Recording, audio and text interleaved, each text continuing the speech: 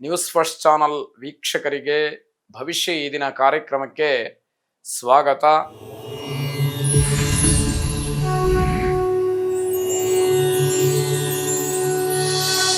ಮೊದಲು ಮೇಷರಾಶಿ.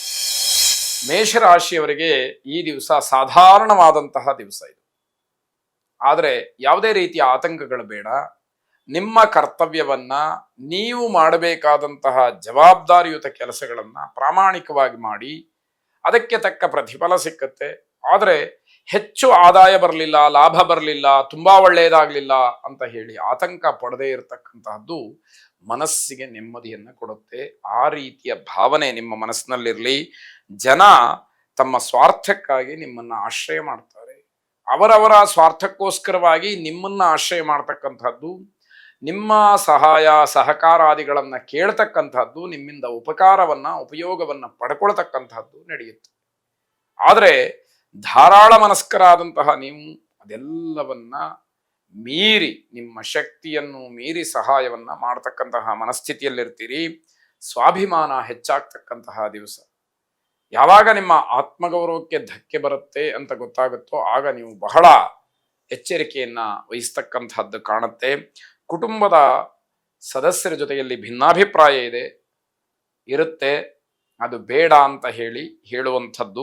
ಹಣದ ಚಿಂತೆ ಸ್ವಲ್ಪ ಕಾಡುತ್ತೆ. ಯಾಕೆ ಅಂತಂದ್ರೆ ಯಾವಾಗ ಬೇರೆಯವರಿಗೆ ಸಹಾಯಾದಿಗಳನ್ನ ಮಾಡಲಿಕ್ಕೆ ನೀವು ಮುಂದಾಗ್ತಿರೋ ಆಗ ನಿಮಗೆ ಹಣದ ಅಭಾವ ಕಾಡುವಂಥದ್ದಾಗತ್ತೆ. ಮನೆಯ ವಾತಾವರಣ ಬಹಳ ಗೌಪ್ಯವಾಗಿರುತ್ತೆ. ಮನೆಯಲ್ಲಿ ಈ ಬೂದಿ ಮುಚ್ಚಿದ ಕೆಂಡ ಅಂತ ಹೇಳ್ತಾರಲ್ಲ, ಹಾಗೆ ಅಲ್ಲಿಯ ವಾತಾವರಣ ಹೇಗಿರುತ್ತೆ ಅಂತ ಹೇಳಿ ಊಹೆ ಮಾಡಲಿಕ್ಕೂ ಕೂಡ ಕಷ್ಟ ಸಾಧ್ಯವಾಗುತ್ತೆ. ಯಾರು ಯಾವ ಕ್ಷಣದಲ್ಲಿ ತಿರುಗಿ ಬೀಳ್ತಾರೆ, ಯಾವ ರೀತಿ ಜಗಳ ಆಗತ್ತೆ, ಅಥವಾ ಏನು ಅಸಂಬದ್ಧವಾದಂತಹ ಘಟನೆಗಳು ನಡೆಯುತ್ತೆ ಅಂತ ಹೇಳಿ ಊಹೆ ಮಾಡೋದು ಕಷ್ಟ ಸಾಧ್ಯವಾದಂತಹದ್ದು. ಹಿರಿಯರ ಆಶೀರ್ವಾದವನ್ನ ಪಡ್ಕೊಳ್ಳಿ. ಮನೆಯಲ್ಲಿ ಇರತಕ್ಕಂತಹ ಗೊಂದಲಗಳನ್ನ, ಆ ರೀತಿಯ ಒಂದು ಸಮಸ್ಯೆಯನ್ನ ದೂರ ಮಾಡ್ಕೊಳ್ಳಿ ಅಂತ ಹೇಳ್ತಾ ಶುಭವಾಗಿ. ವೃಷಭ ರಾಶಿ. ವೃತ್ತಿ ಅಥವಾ ನೌಕರಿಯಲ್ಲಿ ತತ್ಕ್ಷಣದಲ್ಲಿ ಏನೋ ಬದಲಾವಣೆಯನ್ನ ಕಾಣ್ತೀರಿ. ಇದು ಆಶ್ಚರ್ಯವಾದರೂ ಕೂಡ ನಿಮ್ಮ ಅನುಭವಕ್ಕೆ ಬಂದಾಗ ಸತ್ಯ ಅಂತ ಹೇಳಿ ಅನ್ಸುವಂಥದ್ದಾಗತ್ತೆ. ಸಂಬಂಧಿಕರಲ್ಲಿ ಬಾಂಧವ್ಯ ಗಟ್ಟಿಯಾಗತ್ತೆ. ನಿಮ್ಮ ಮಾತು, ನಿಮ್ಮಿಂದ ಆಗತಕ್ಕಂತಹ ಒಂದಷ್ಟು ಮಾರ್ಗದರ್ಶನಗಳು ಬಂಧುತ್ವದಲ್ಲಿ ಆ ಗಟ್ಟಿತನವನ್ನ ಕಾಪಾಡ್ತಕ್ಕಂಥದ್ದಾಗತ್ತೆ. ಬರಬೇಕಿದ್ದಂತಹ ಬಾಕಿ ಏನಾದರೂ ಇದ್ರೆ ಅದೆಲ್ಲವೂ ಕೂಡ ನಿಮ್ಮ ಕೈ ಸೇರುತ್ತೆ, ಸಂತೋಷ ಪಡ್ತೀರಿ. ಇದು ಸ್ವಭಾವ. ಆದರೆ ಇವತ್ತೇ ಬರಬೇಕು ಅನ್ನುವಂಥದ್ದಿದೆಯಲ್ಲ, ಅದು ಗ್ರಹಗತಿಯ ವಿಶೇಷ ಅಂತ ಹೇಳಿ ನಾವು ಇಲ್ಲಿ ಉಲ್ಲೇಖ ಮಾಡುವಂಥದ್ದಾಗತ್ತೆ. ಕಾರ್ಯಕ್ಷೇತ್ರದಲ್ಲಿ ಗೌರವ ಮನ್ನಣೆಗಳನ್ನು ಸಂಪಾದನೆ ಮಾಡ್ತೀರಿ. ನಿಮ್ಮ ಪರಿಶ್ರಮಕ್ಕೆ ತಕ್ಕ ಮರ್ಯಾದೆ ನಿಮಗೆ ಸಿಕ್ಕುವಂಥದ್ದಾಗತ್ತೆ. ಅದು ಕೂಡ ಆತ್ಮತೃಪ್ತಿಯನ್ನ ತಂದುಕೊಡ್ತಕ್ಕಂಥದ್ದು. ಅನಗತ್ಯವಾದಂತಹ ವಿವಾದಗಳ ಸೃಷ್ಟಿಯಾಗಬಹುದು, ಬೇಸರವಾಗತ್ತೆ. ವ್ಯಾವಹಾರಿಕವಾಗಿ ನಾವು ಸಮಾಜದಲ್ಲಿ ನಡೀತಾ ಇದ್ದೀವಿ ಅಂತಾದಾಗ ಒಂದಷ್ಟು ಈ ರೀತಿಯ ಗೊಂದಲಗಳು ಅಥವಾ ಬೇಡದೇ ಇರತಕ್ಕಂತಹ ವಿಚಾರಗಳ ಪ್ರಸ್ತಾಪ, ವಾದ ವಿವಾದಗಳು, ಚರ್ಚೆಗಳು, ಮಾತುಗಳು ಇವೆಲ್ಲ ಬರುವಂತಹದ್ದು ಸಹಜ. ಇದೆಲ್ಲವನ್ನ ಮೀರಿ ನಮ್ಮ ತನವನ್ನ ನಾವು ಉಳಿಸ್ಕೊಳ್ಬೇಕು, ಕಾಪಾಡಿಕೊಳ್ಬೇಕು ಅನ್ನುವಂಥದ್ದು ಒಂದು ಸವಾಲು. ಆ ದೃಷ್ಟಿಯಲ್ಲಿ ನಾವು ಮುಂದುವರಿಬೇಕಾದಂಥದ್ದಿರುತ್ತೆ. ದೂರದ ಪ್ರಯಾಣ ಬೇಡ ಅಂತ ಹೇಳಿ ಮನಸ್ಸಿಗೆ ಬರುತ್ತೆ, ಅದು ರದ್ದಾಗುವಂತಹ ಸಾಧ್ಯತೆಯೂ ಕೂಡ ಇರುವಂತಹದ್ದು. ನೀವು ದುರ್ಗಾ ಪರಮೇಶ್ವರಿಯನ್ನ ವಿಶೇಷವಾಗಿ ಸರ್ವಮಂಗಳ ಮಾಂಗಲ್ಯೆ ಶಿವೆ ಸರ್ವಾರ್ಥ ಸಾಧಕೆ ಶರಣ್ಯೆ ತ್ರ್ಯಂಬಕೆ ಗೌರಿ ನಾರಾಯಣಿ ನಮೋಸ್ತುತೆ ಎಂಬುದಾಗಿ ಪ್ರಾರ್ಥನೆ ಮಾಡಿ ಶುಭವಾಗಿ. ಮಿಥುನ ರಾಶಿ. ವ್ಯಾವಹಾರಿಕವಾಗಿ ಅಥವಾ ವೃತ್ತಿಯಿಂದ ಅಥವಾ ವಿದ್ಯಾಕ್ಷೇತ್ರದಲ್ಲಿ ನಿಮಗೆ ವಿಶೇಷವಾದಂತಹ ಫಲಿತಾಂಶ ಸಿಕ್ಕುವಂಥದ್ದು. ಇದು ಅನಿರೀಕ್ಷಿತವಾಗಿ ನಿಮ್ಮನ್ನ ಹೆಚ್ಚಿನ ಸಂತೋಷಕ್ಕೆ ಕರೆದುಕೊಂಡು ಹೋಗ್ತಕ್ಕಂಥದ್ದಾಗತ್ತೆ.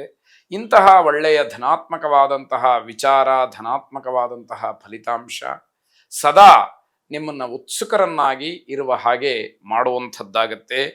ಇಂಜಿನಿಯರಿಂಗ್ ವಿದ್ಯಾರ್ಥಿಗಳಿಗೆ ಶುಭ ಫಲ. ಮತ್ತೆ ಇಂಜಿನಿಯರ್ಸ್ಗೂ ಕೂಡ ಉತ್ತಮವಾದಂತಹ ಅನುಕೂಲ ಆಗುವಂತಹ ಸಮಯ. ಹೊಸ ಸಂಪರ್ಕಗಳಿಂದ ಅನುಕೂಲವಾಗುತ್ತೆ. ಬೇರೆ ಬೇರೆ ಸಂಪರ್ಕಗಳು ಸಿಕ್ಕುತ್ತಾ ಹೋಗುತ್ತೆ. ನಿಮ್ಮ ಕಾರ್ಯಕ್ಷೇತ್ರವನ್ನ ಸಾಧ್ಯವಾದಷ್ಟು ನಿಮ್ಮ ಶಕ್ತಿ ಇದ್ದಷ್ಟು ವಿಸ್ತರಿಸ್ಕೊಳ್ಳಿಕ್ಕೆ ಅವಕಾಶಗಳು ಆಗ್ತಕ್ಕಂಥದ್ದಾಗತ್ತೆ. ಹಳೆಯ ಸ್ನೇಹಿತರ ಮಿಲನವಾಗತ್ತೆ. ಪರಸ್ಪರ ಅಗತ್ಯ ವಿಚಾರಗಳನ್ನು ಚರ್ಚೆ ಮಾಡ್ತೀವಿ. ಅದು ನಿಮಗೆ ಒಂದಷ್ಟು ಮಾಹಿತಿಯ ಸಂಗ್ರಹಕ್ಕೆ ಕಾರಣವಾಗುತ್ತೆ. ತಿಳಿಬೇಕಾದಂತಹ ಒಂದಷ್ಟು ವಿಷಯಗಳು ನಿಮಗೆ ಬಹಳ ಸ್ಪಷ್ಟವಾಗ್ತಾ ಹೋಗುವಂಥದ್ದಾಗತ್ತೆ. ಖಾಸಗಿ ಕ್ಷೇತ್ರದಲ್ಲಿ ಕೆಲಸ ಮಾಡ್ತಾ ಇರ್ತಕ್ಕಂತಹ ನೌಕರರಿಗೆ ಪ್ರಯಾಣ ಉಂಟಾಗುತ್ತೆ. ಅದು ಕಾರ್ಯನಿಮಿತ್ತ, ಕೆಲಸಕ್ಕೋಸ್ಕರವಾಗಿ ಪ್ರಯಾಣವನ್ನು ಮಾಡಲೇಬೇಕಾದಂತಹದ್ದಿರುತ್ತೆ. ಅದು ನಿಮಗೆ ಶುಭದಾಯಕವಾಗಿದೆ. ಧೈರ್ಯವಾಗಿ ನಿಮ್ಮ ಪ್ರಯಾಣವನ್ನು ನೀವು ಮುಂದುವರಿಸ್ಬೋದು ಅಂತ ಹೇಳಿ, ಮಕ್ಕಳ ಜೊತೆಯಲ್ಲಿ ಆನಂದವಾಗಿ ಸಮಯವನ್ನು ಕಳೆಯುವುದಕ್ಕೆ ಅವಕಾಶ ಇದೆ. ಅಂತಹ ಸದವಕಾಶವನ್ನು ಯಾವುದೇ ಕಾರಣಕ್ಕೂ ಬಿಡದೇ ಇರತಕ್ಕಂತಹದ್ದು ಬುದ್ಧಿವಂತರ ಲಕ್ಷಣ ಅಂತ ಹೇಳಬೇಕು. ಇಷ್ಟ ದೇವತಾ ಪ್ರಾರ್ಥನೆಯನ್ನು ಮಾಡಿ ಶುಭವಾಗಿ.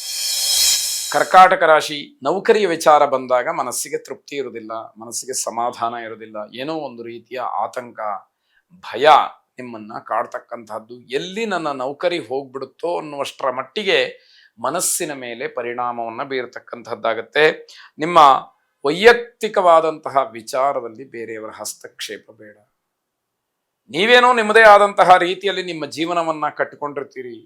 ಬೇರೆಯವರು ಬಂದು ನಿಮಗೆ ತಿಳುವಳಿಕೆಯನ್ನು ಹೇಳಿ ನಿಮ್ಮ ಜೀವನವನ್ನು ಹಾಳು ಮಾಡ್ತಕ್ಕಂತಹ ಯಾವುದೇ ರೀತಿಯ ಪ್ರಸಂಗಗಳನ್ನು, ಆ ರೀತಿಯ ವಾತಾವರಣವನ್ನು, ಆ ರೀತಿಯ ಸಂದರ್ಭಗಳನ್ನು ನೀವು ತಂದುಕೊಳ್ಬಾರ್ದು. ಯಾರೂ ಕೂಡ ಅಲ್ಲಿಗೆ ಬರಲಿಕ್ಕೆ ಅವಕಾಶಗಳು ಇಲ್ಲದೆ ಇರುವ ಹಾಗೆ ನೀವು ನೋಡ್ಕೊಳ್ಬೇಕಾಗತ್ತೆ. ಪತಿಪತ್ನಿಯರ ಮಧ್ಯದಲ್ಲಿ ಸ್ವಲ್ಪ ಸಾಮರಸ್ಯ ಇರಬೇಕಾಗತ್ತೆ. ಗಂಡ ಹೆಂಡತಿಯರ ಜಗಳ ಇದ್ದಿದ್ದೇ, ಆದರೆ ಅದು ವಿಕೋಪಕ್ಕೆ ಹೋಗುವ ಹಾಗೆ, ತಾರಕಕ್ಕೇರುವ ಹಾಗೆ ಮಾಡಿಕೊಳ್ಬಾರ್ದು. ಸಮಾಧಾನಯುತವಾಗಿ ಆ ಜಗಳಗಳು, ಮನಸ್ತಾಪಗಳು ಎಲ್ಲವೂ ಕೂಡ ಆದಷ್ಟು ಬೇಗ ದೂರವಾಗಿ ಅನ್ಯೋನ್ಯತೆ ಅಂತಕ್ಕಂತಹದ್ದು ಬರಬೇಕಾಗತ್ತೆ. ಸಣ್ಣ ಉದ್ಯಮಿಗಳಿಗೆ ಉತ್ತಮವಾದಂತಹ ದಿನ ಇದು. ಸ್ವಲ್ಪ ಪ್ರಮಾಣದಲ್ಲಿ ಹಣವನ್ನು ಹೂಡಿಕೆ ಮಾಡಿ ಉದ್ಯಮವನ್ನು ನಡೆಸ್ತಾ ಇರತಕ್ಕಂಥವರಿಗೆ ಸ್ವಲ್ಪ ಅನುಕೂಲವಾಗ್ತಕ್ಕಂಥದ್ದು, ಲಾಭವನ್ನು ನೋಡಲಿಕ್ಕೆ ಅವಕಾಶವಾಗತಕ್ಕಂತಹ ದಿವಸವಾಗತ್ತೆ.